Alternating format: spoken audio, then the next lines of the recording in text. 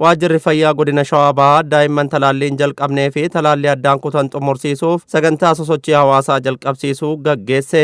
Itti gaafatamaan waajjira fayyaa godina Shawaa Bahaa obbo Abbabaa Maammoo haasawa baniinsaa taasisaniin daa'imman hanga ammaatti talaallii hin argannee fi kanneen talaallii addaan kutan argachuu akka danda'an miidiyaalee dabalatee qooda fudhattoonni gahee isaanii baachuu akka qaban sagantaa qophaa'ee ta'uu dubbatan. Kana malees hojii hubannoo uumuutiin kanneen akka COVID-19 gama dhibeelee daddarboo ittisuutiin hojiin hojjetame boonsaa ta'uu kan ibsan obbo Abbabaan hojicha cimsuu fi haala itti fufsiisuun danda'amu irratti sosochii uumneerra jechuun dubbatan. Marcaatii daa'imman haga ammaatti talaallii argan akkasumas immoo talaallii addaan kutanii akka talaallii argachuu danda'aniif hojii guddaa uummata mobilaayiz goonee qaama qooda fudhattoota asitti jiru kan abbootiin gadaa abbootiin amantaa akkasumas miidiyaanis hojii kan gahee olaanaa qaba waan ta'eef hubannoo uumuu keessatti tokko isa taasisuudhaafi. Itti aanaa bulchaa bulchiinsa godina Shawaa Bahaa obbo Guutaa Gadaa saganticha irratti argamuun akka ibsanitti sirna gaggeessaa jirruu fi badhaadhina maatii milkeessuu fi lafa qabsiisuu fayyaa irratti hojjechuun egeree biyyaa itti fufsiisuu keessatti iddoo olaanaa qaba jedhan. Fayyaa gaafa jennu sirna nuti hordofnu keessatti adeemsi nuti amma akka biyyaatitti sirni nuti ijaaraa jirru keessatti waan hunda giddu galeeffatee badhaadhina maatii milkeessuu qabannee too deemnu fayyaadhaan yoo milkoofne badhaadhina guutuu nuu jedhamuu hin danda'u.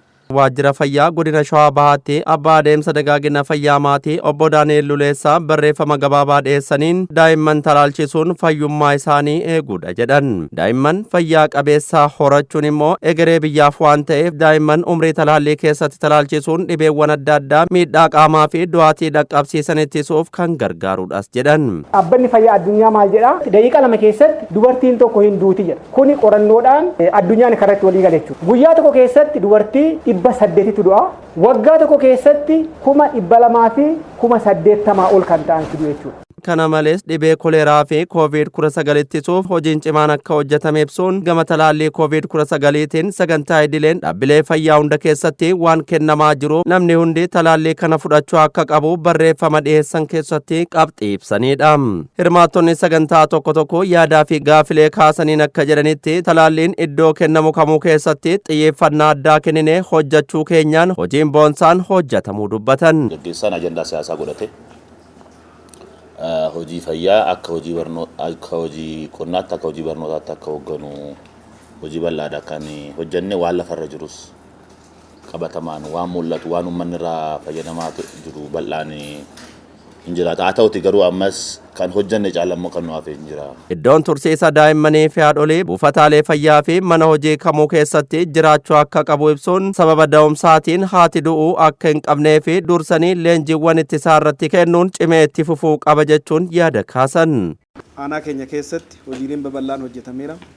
Hojii fakkeenyummaan qabus hin jira. Hojii fakkeenyummaa qabu kana immoo itti fufsiisuudhaaf buufataalee fayyaa keenya hundasaa wal fakkeessuudhaaf hojiin bal'aa hojjechaatii turreera. Fakkeenyuma kaasnee yoo hallaallu ta'e bakka turmaata daa'immanii yookaan immoo ECD han jedhamu ECD room han jedhamu kana akkuma asii kallattii arganneen buufataalee 5 qabnu keessatti hunda isaatiiyyuu fankishinaal gooneerraa jechuudha.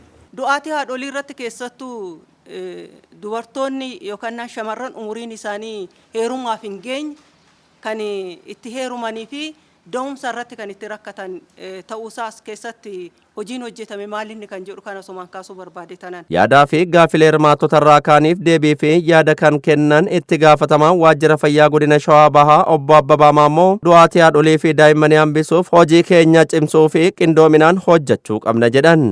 Keessattuu du'aatii haadholii daa'immanii hir'isuu keessatti gahee olaanaa kan qabdu haadha waan ta'eef isaan irratti bal'inaan hojjenna.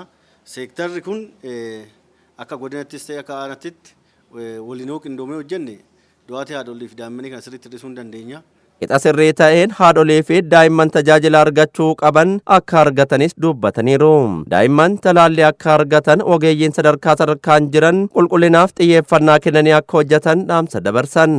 Hojjettoonni eksteenshinii fayyaa keenya buufanni fayyaa keenya uummata mobilaayiz godhee hubachiisee daa'imman harcaasan tokkoffaa akka talaallii argatan gochuu.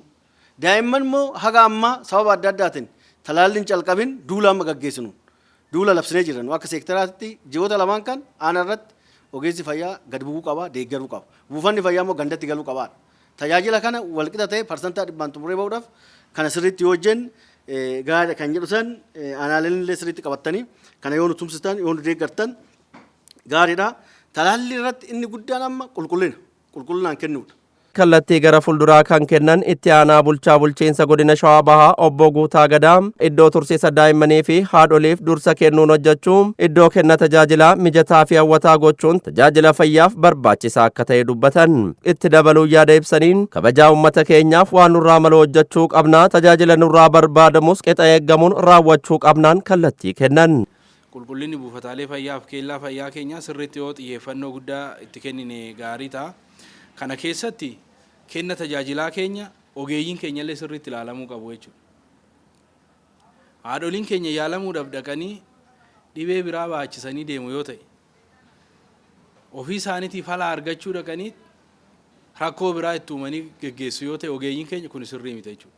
Hanga uummata kana waan isaan malu kabaja uummata kanaa malu kenneefi uummata isaan tajaajilletti wanni inni feeroolii keenyarraa nyaatuuf hin jiru ogeeyyiin keenya jechuudha.